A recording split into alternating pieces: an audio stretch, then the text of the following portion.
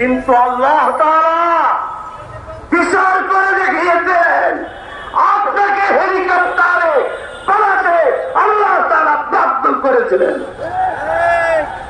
এখন আবার আরেকজনে বলতেছে এই দেশ চলবে মদিনার ইসলাম, আমরা স্বাগত জানাই মদিনার ইসলাম নিয়ে এই দেশ চলবে।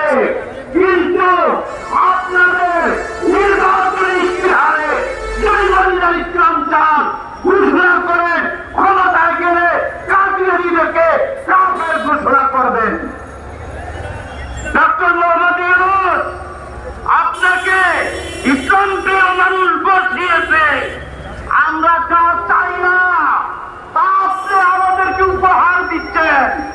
আমরা চাই না এই জাতিসংঘের মানবাধিকার মেম্বারগুলি এই দেশে অফিস স্থাপিত হোক, কারণ তারা ইসরায়েলের হাত থেকে নিজেরা নিরাপদ রাখতে পারেন নাই, প্রতিশোধ দিতে পারেন নাই ইসরায়েলের।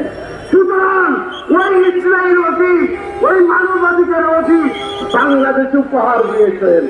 আমরা চাই নাই ইসলাম বিদ্বেষী নারী হিন্দুরা আপনি উপহার দিয়েছেন। আজকে লক্ষ লক্ষ তৌহিদি জনতা চাইতেছে কাদিয়ানীদেরকে অনতি বিলম্বে কাফের ঘোষণা করা হোক। যদি ঘোষণা না করেন তাহলে আমরা যমুনায় মুরব্বীরা যখন আদেশ করবে আমরা একজন খালেদ বিন ওলীদ হব। আমরা আজ থেকে রাসূল এলমুদ্দিন হয়ে বুকের তাজা রক্ত দিয়ে যমুনাকে ঘেরাও করবো, খতমে নবুয়তের হিফাজত করে ছাড়বো ইনশাআল্লাহ।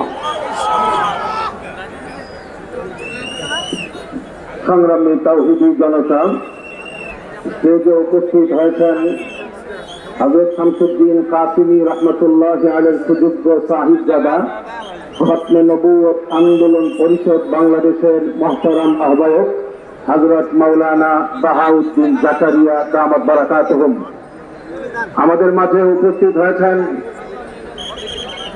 আমাদের দেশের অন্যতম শীর্ষ মুরব্বী, বৃহত্তর ময়মনসিংহের শীর্ষ মুরব্বী, ইত্তেফাকুল উলামা ময়মনসিংহের মুহতারাম সভাপতি হযরত মাওলানা খালেদ সাইফুল্লাহ সাদি দামাত বারাকাতুহুম। আমাদের মহাসম্মেলনের পর্যায়ে বক্তব্য রাখবেন বাংলাদেশের ঐতিহ্যবাহী ইলমি ইদারা মারকাজুত দাওয়ার সুযোগ্য উস্তাদ হযরত মাওলানা হুসাইন আহমদ।